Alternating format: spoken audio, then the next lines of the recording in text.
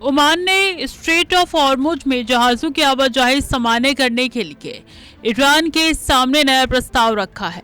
इस योजना के तहत हॉर्मुज जलडमरू मध्य पर किसी एक देश का पूरा नियंत्रण नहीं होगा, बल्कि ओमान और ईरान मिलकर समुद्री यातायात, सुरक्षा, खोज और बचाव जैसी सेवाओं के लिए साझा व्यवस्था बनाएंगे। जहाजों से लिया जाने वाला शुल्क अनिवार्य टोल की तरह नहीं, बल्कि स्वैच्छिक योगदान के रूप में होगा। इस मॉडल का उद्देश्य हाल के तनाव और सैन्य टकराव के बाद तेल और व्यापारिक जहाजों की आवाजाही को सामान्य बनाए रखना है।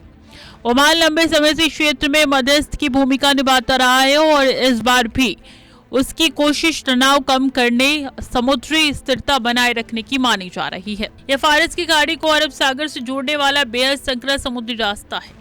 दुनिया के समुद्री तेल व्यापार का बड़ा हिस्सा और भारी मात्रा में गैस इसी रास्ते से गुजरते हैं।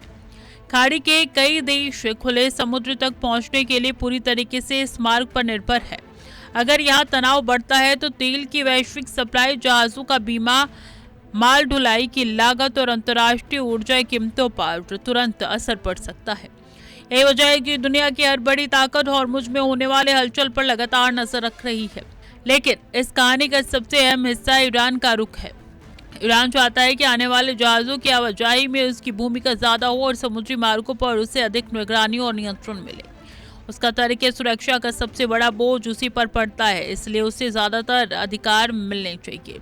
दूसरी तरफ ओमान और खाड़ी देश ऐसी साझा व्यवस्था चाहते हैं जिसमें किसी एक देश का प्रतिनिधित्व न हो। यही मतभेद इस प्रस्ताव को बेहद संवेदनशील बना रहा है। अगर संतुलन नहीं बन पा रहा है तो योजना शुरू होने से पहले ही विवाद में फंस सकती है। अमेरिका की सबसे बड़ी चिंता यही है कि अगर हॉर्मुज जैसे अंतर्राष्ट्रीय समुद्री मार्ग पर शुल्क लेने की व्यवस्था स्वीकार कर ली गई तो भविष्य में दूसरे रणनीतिक जल मार्गों पर भी इसी तरीके की मांग उठ सकती है।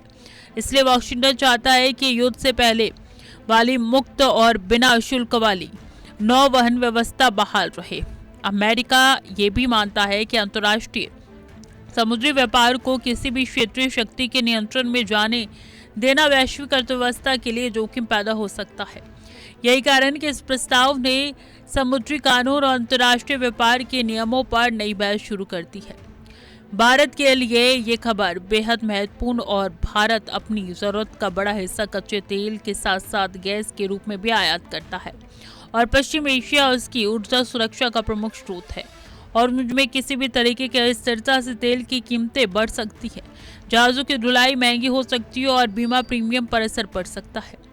इसका असर सिर्फ पेट्रोल और डीजल तक सीमित नहीं रहेगा, बल्कि परिवहन उद्योग, खेती और रोजमर्रा की वस्तुओं की कीमतों पर भी पहुंच सकता है। इसलिए दिल्ली इस पूरे घटनाक्रम पर बेहद करीब से नजर बनाए हुए है।